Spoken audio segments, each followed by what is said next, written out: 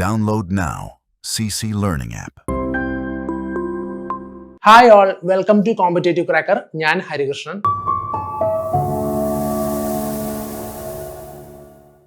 നിങ്ങൾക്കറിയാം നമ്മളുടെ നെറ്റിന്റെ നോട്ടിഫിക്കേഷൻ കഴിഞ്ഞ ആഴ്ച വന്നു. കുറേ പേരൊക്കെ അതിന് അപ്ലൈ ചെയ്തിട്ടുണ്ടാവും, കുറച്ച് പേര് അപ്ലൈ ചെയ്യാൻ പോകുന്നുണ്ടാവും.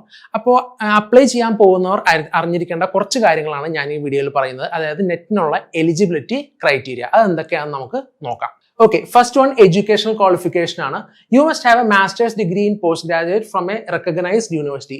UGC അംഗീകൃതമായിട്ടുള്ള ഒരു യൂണിവേഴ്സിറ്റിയിൽ നിന്നും നിങ്ങൾക്കൊരു പോസ്റ്റ് ഗ്രാജുവേറ്റ് സർട്ടിഫിക്കറ്റ് നിർബന്ധമാണ്. പോസ്റ്റ് ഗ്രാജുവേറ്റ് ഡിഗ്രി നിർബന്ധമാണ്.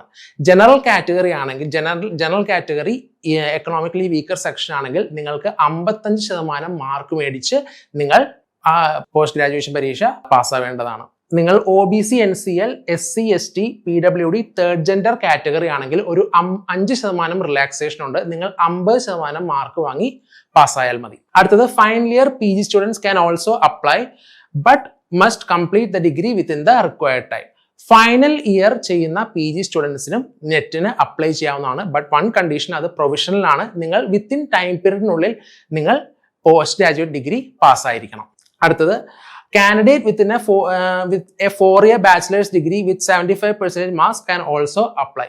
ഇപ്പോൾ FIUGP ഒക്കെ വന്നിരിക്കുകയാണല്ലോ. അപ്പോൾ 4-year UG പ്രോഗ്രാം ചെയ്യുന്ന കാൻഡിഡേറ്റ്സ്, അതായത് അവർക്ക് 75% മാർക്സ് ഉണ്ടെങ്കിൽ അവർക്ക് അവരുടെ ഫൈനൽ ഇയറിൽ എന്ത് ചെയ്യാവുന്നതാണ്? നെറ്റ് എക്സാമിന് അപ്ലൈ ചെയ്യാവുന്നതാണ്. അടുത്തത് ഏജ് ലിമിറ്റ്.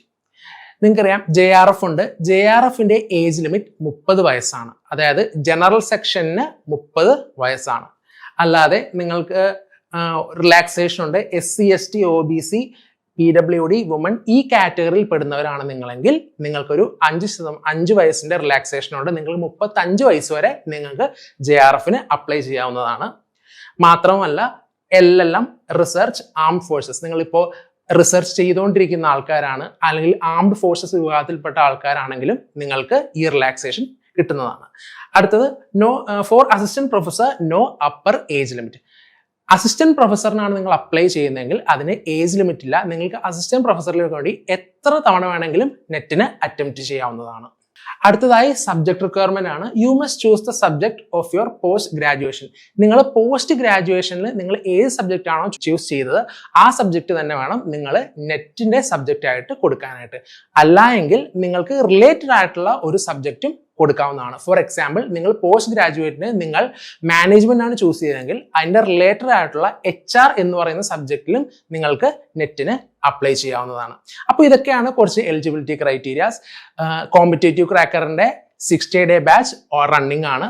നിങ്ങൾ ജോയിൻ ചെയ്തിട്ടില്ലെങ്കിൽ ഉടനടി ജോയിൻ ചെയ്യുക. എക്സ്പീരിയൻസ് ആയിട്ടുള്ള ഫാക്കൽറ്റീസ്, മെന്റേഴ്സ് ഇവരുടെയൊക്കെ സഹായത്തോടെ തന്നെ നിങ്ങൾക്ക് നെറ്റ് ക്രാക്ക് ചെയ്യാൻ സാധിക്കും. അപ്പോൾ എന്തെങ്കിലും സംശയം ഉണ്ടെങ്കിൽ മേളിൽ കാണുന്ന നമ്പറിൽ കോൺടാക്ട് ചെയ്യുക. മാത്രമല്ല ഈ വീഡിയോ ലൈക്ക് ചെയ്യുക, ഷെയർ ചെയ്യുക. Thank you.